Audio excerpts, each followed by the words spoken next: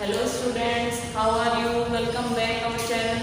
चलिए स्टूडेंट्स, अपना नया टॉपिक स्टार्ट करते हैं और इससे पहले बात कर लेते हैं कि अब तक हमने क्या पढ़ा। अब तक हमने एक्टिव पैसिव के बारे में लास्ट वीडियो में पढ़ा था कि एक्टिव पैसिव क्या होते हैं और एक्टिव पैसिव के लिए कितने तरह के सेंटेंस होते हैं जिनकी एक्टिव पैसिव बनाई जाती है।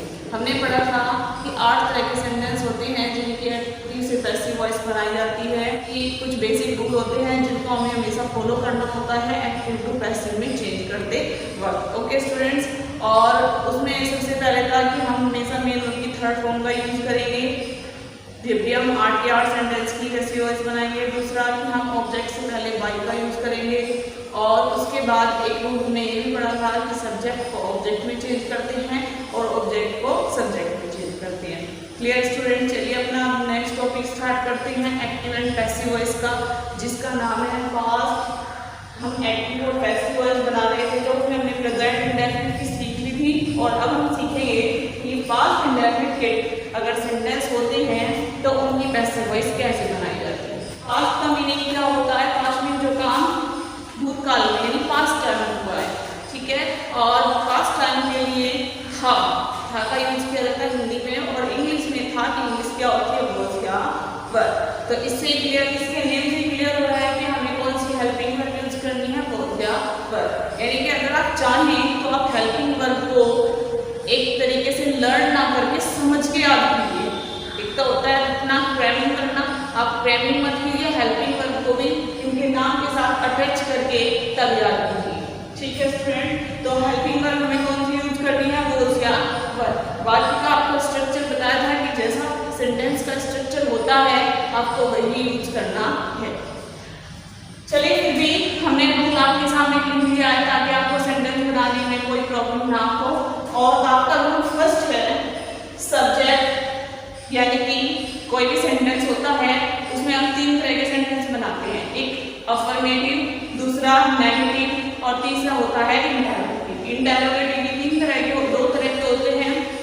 एक जो हेल्पिंग वर्ब से स्टार्ट होते हैं जिनमें क्या सबसे स्टार्टिंग में आता है, और दूसरे होते हैं जो जिनमें प्रश्नवाचक शब्द यानी कोई क्वेश्चन वर्ड सेंटेंस के बीच में आता है, जैसे कि वह क्यों गया, वह क्या कर रहा है, यानी कोई भी क्वेश्चन वर्ड बीच में आ जाता है। तो इन दोनों के रूल में थोड़ा सा अंतर होता है, तो हमने दोनों ही लिख दिए हैं ताकि जब आपको सेंटेंस मिले तो आप इन रूल को अपने सामने रखें और बिल्कुल इसी स्ट्रक्चर में सेंटेंस को बना दें। चलिए स्टूडेंट्स, हमारा पॉजिटिव का यानी अफर्मेटिव सेंटेंस अगर आपको मिलता है तो उसका रूल क्या है वो देखते हैं। जब भी आपको सेंटेंस मिलेगा तो आप सबसे पहले क्या लिखेंगे, सब्जेक्ट। सब्जेक्ट के बारे में आपको पता ही है कि सब्जेक्ट कौन सा होगा, जो आप ऑब्जेक्ट को अब बनाएंगे, ठीक है। ऑब्जेक्ट को सब्जेक्ट बनाना है आपको, तो वो वाला सब्जेक्ट लिखेंगे। उसके बाद आपकी वर्ब होगी, वर्ब क्या, वोज या वर्ब। वोज या वर्ब का यूज आपको पता ही है क्योंकि आप एक अच्छी लेवल पर पढ़ाई कर रहे हैं। 11th 12th के बच्चे को आराम से पता होता है वोज या वर्ब का यूज। वोज सिंगुलर सब्जेक्ट के साथ और प्लूरल सब्जेक्ट के साथ वर्ब का यूज होता है। उसके बाद मेन वर्ब की थर्ड फॉर्म यूज करनी है। डेफिनेटली श्योर है कि हम जितने भी सेंटेंस की पैसिव वॉइस बनाएंगे मेन वर्ब की थर्ड फॉर्म का यूज करेंगे। उसके बाद बाई और फिर उसके बाद ऑब्जेक्ट। ये ऑब्जेक्ट कौन सा होता है, ये ऑब्जेक्ट वो होता है जो हमें सेंटेंस दिया जाता है उसके सब्जेक्ट को हम लास्ट में लिख देते हैं, ऑब्जेक्ट बनाते हैं। चलिए, पॉजिटिव का रूल मैंने आपको बता दिया, यहाँ लिख देते हैं। ये रूल किस चीज का है, अफर्मेटिव का, ठीक है स्टूडेंट्स। अगला सेंटेंस, अगला रूल देख लेते हैं हमारा सब्जेक्ट प्लस वर्ब यानी वॉज या वर्ब। उसके बाद फर्स्ट वाले रूल में ही आप वॉज वर्ब के बाद यानी हेल्पिंग वर्ब के बाद अगर नोट लिख देते हैं तो सेंटेंस आपका नेगेटिव हो जाता है। बाकी का स्ट्रक्चर सेम यही होता है। मेन वर्ब की third form by plus object. आप सिर्फ एक रूल याद कीजिए केवल, बाकी के ये तीनों रूल आपको याद करने की जरूरत नहीं है, इसी रूल से आपके ये रूल बने हुए हैं। पॉजिटिव में हमने हेल्पिंग वर्ब के बाद रूल लगा दिया, सेम वही रूल है। उसके बाद अब अगर हम इंडेरोगेटिव करते हैं फर्स्ट टाइप का जिसमें क्वेश्चन वर्ड स्टार्टिंग में आता है, उनमें हम इसी रूल में जो हमारी हेल्पिंग वर्ब होती है वो और उसे सब्जेक्ट से भी पहले यानी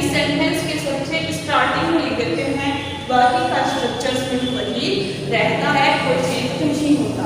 जैसे कि हेल्पिंग वर्ब लिखी हो गया वर्ब, उसके बाद सब्जेक्ट, उसके बाद मेन वर्ब की थर्ड फॉर्म, उसके बाद बाई और उसके बाद ऑब्जेक्ट। यहाँ एक बात और याद रखने वाली है बच्चों कि अगर कोई इंटरोगेटिव सेंटेंस नोट वाला भी होता है यानी उसमें नोट भी लगा होता है, तो आपको क्या करना होता है, आप उस नोट को सब्जेक्ट के बाद में लिख देते हैं।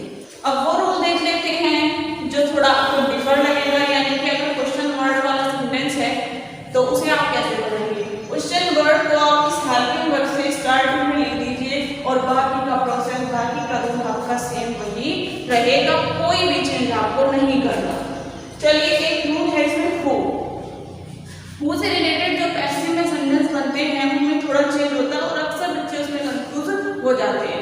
लेकिन अगर हमारे पास इस सेंटेंस का स्ट्रक्चर लिखा हुआ हमारे पास है तो हमें सेंटेंस में कंफ्यूज होने की जरूरत नहीं होती। तो हमें क्या करना है, सबसे पहले हु को हु में चेंज करना है और हु वाले सेंटेंस में बाई लास्ट में नहीं लिखा जाता बल्कि बाई स्टार्टिंग में लिखा जाता है। यानी हम स्टार्टिंग शुरू करते हैं जब तो हम लिखते हैं बाई हु। उसके बाद अपनी हेल्पिंग वर्ब ऑब्जेक्ट को सब्जेक्ट बनाया जाता है कि जो सेंटेंस हमें मिलता है उसके ऑब्जेक्ट को हम सब्जेक्ट बनाकर लिखते हैं। उसके बाद मेन वर्ब की थर्ड फॉर्म, उसके बाद अगर कोई अदर वर्ड रह जाता है तो हम उसे भी लिख देते हैं।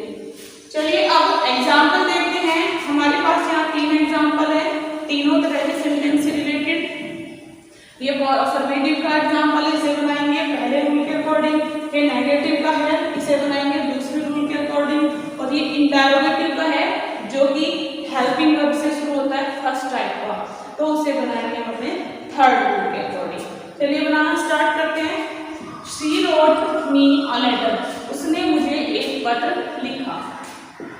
हमारे पास सी सब्जेक्ट है, रोट मेन वर्ब है, मी अ लेटर ये दोनों ही हमारे पास ऑब्जेक्ट है। इन सेंटेंस में अक्सर एक चीज और भी देखने को मिलती है जो आपको यहाँ ध्यान भी रखनी है कि हमारे पास ऑब्जेक्ट दो हैं, एक मी और एक अ लेटर। दो ऑब्जेक्ट है हमारे पास, एक इनडायरेक्ट ऑब्जेक्ट है और एक डायरेक्ट ऑब्जेक्ट। तो हमें क्या करना है, वैसे तो अगर आप मी को आई बना के यानी मी ऑब्जेक्ट को आई बना के सब्जेक्ट के रूप में लिखकर सेंटेंस बनाते हैं वो भी करेक्ट होगा। और अगर आप अ लेटर ये भी ऑब्जेक्ट है, इसे सब्जेक्ट बनाकर स्टार्टिंग में लिखते हैं तब भी आपका सेंटेंस बिल्कुल करेक्ट रहेगा। यानी जिन सेंटेंस में दो ऑब्जेक्ट आए उनमें कंफ्यूज ना हो, बल्कि आप कोई से भी ऑब्जेक्ट को सब्जेक्ट बनाकर पैसिव बनाएं। लेकिन फिर भी इनमें सबसे उपयुक्त क्या रहता है, अगर आपको इस तरह का ऑब्जेक्ट मिलता है सजीव, ठीक है, जिसमें किसी इंसान से संबंधित सजीव व्यक्ति से संबंधित कोई बात हो, जैसे मीन्स मुझे का मतलब क्या है, कोई व्यक्ति, ठीक है। तो इस तरह के ऑब्जेक्ट का अगर आप सब्जेक्ट बनाकर लिखते हैं तो वो ज्यादा उचित रहता है, ठीक है। तो सबसे पहले आप मी का सब्जेक्ट बनाएं। मी का सब्जेक्ट क्या होता है, आई, क्योंकि हमने लास्ट वीडियो में देखा था कि कुछ सब्जेक्ट होते हैं जिनका ऑब्जेक्ट कुछ और बनता है और उनके ऑब्जेक्ट और सब्जेक्ट कुछ और बनाते हैं। टेबल के बनाइए आपको तो वही आपको ध्यान रखनी है, आई। उसके बाद हेल्पिंग, यहाँ जो मेन वर्ब है उससे समझिए कि सेंटेंस कौन सा है। अभी तो हमने लिखा हुआ है, लेकिन जब आपको मिक्स सेंटेंस मिलते हैं तब आपको पहले ये पहचान करनी होती है कि वो सेंटेंस है कौन सा। तो मेन वर्ब से पहचान जिसमें लिखा है रोड, रोड का मतलब सेकंड फॉर्म, और सेकंड फॉर्म किसमें आती है, पास्ट इंडेफिनिट सेंटेंस में। अब हमें ये तो समझ में आ रही है कि सेंटेंस पास्ट इंडेफिनिट है। अब ये देखिए कि पास्ट इंडेफिनिट के पैसिव बनाते वक्त कौन सी हेल्पिंग वर्ब यूज की जाती है। हमने पढ़ा है कि पास्ट इंडेफिनिट में वाज या वर यूज किया जाता है अकॉर्डिंग टू द सब्जेक्ट। तो आई के साथ आप कौन सा सब्जेक्ट लिखेंगे, वाज या वर।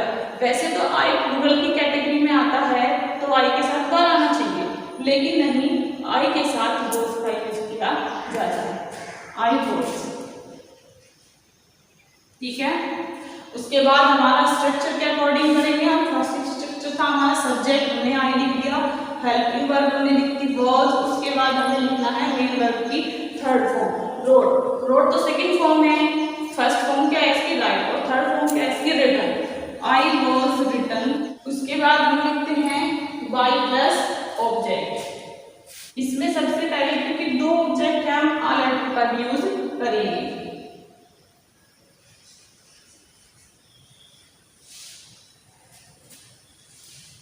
बाई और सी का ऑब्जेक्ट है। और अगर यही सेंटेंस हम आई की जगह अ लेटर से बनाते हैं, a letter was written me by her, तब भी ये सेंटेंस आपका करेक्ट होता है। ठीक है, ये सेंटेंस इसलिए आपको बताया गया है ताकि अगर किसी सेंटेंस में दो ऑब्जेक्ट आए तो आप कंफ्यूज ना हो। ठीक है, चलिए नेक्स्ट सेंटेंस देखते हैं। She did not drink milk, वह मिल्क नहीं पीती है। तो सेंटेंस बिल्कुल वही, स्ट्रक्चर सेम वही रहेगा, बस वॉज वर्ब के बाद हमें नोट लगाना है। तो हमारे पास सबकी बात सी सब्जेक्ट है, डिड नॉट ड्रिंक वर्ब है और मिल्क ऑब्जेक्ट है। ऑब्जेक्ट अब की बार हमारे पास एक ही है तो हमें सोचना भी नहीं है, हम सीधा अपने मिल्क को सब्जेक्ट बना देते हैं। मिल्क, क्या मिल्क के अकॉर्डिंग क्या वर्ब लगेगी, was not. Main verb drink की third form drinking, milk was not drinking. अब हमारा जो सी है आप इसे ऑब्जेक्ट बनाकर लिखेंगे। सी का ऑब्जेक्ट क्या होता है, हर, और इससे पहले बाय हर। ठीक है, इस तरीके से सेंटेंस बनाएं। अगला सेंटेंस है हमारा interrogative. Did you steal my pen, क्या तुमने मेरा पेन चुराया है। तो सेंटेंस इंटरोगेटिव है क्योंकि हेल्पिंग वर्ब शुरू में आई है और क्वेश्चन मार्क लास्ट में लगा हुआ है। तो हमें भी क्या करना है, तीसरे टाइप का रूल देखिए, हेल्पिंग वर्ब स्टार्टिंग में लिखिए, उसके बाद इस सब्जेक्ट के को लिखेंगे। ठीक है, और ये सब्जेक्ट है माई पेन। माई पेन एक ही है तो हम हेल्पिंग वर्ब उसी के अनुसार लिखेंगे,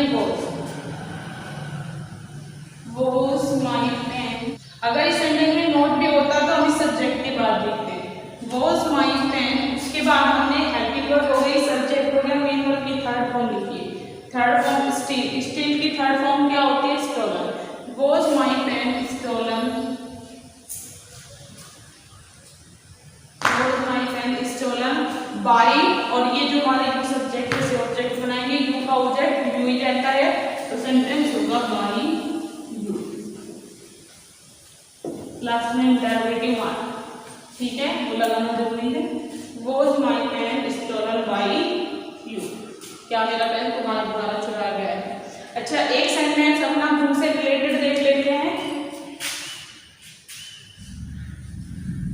Who ate my food,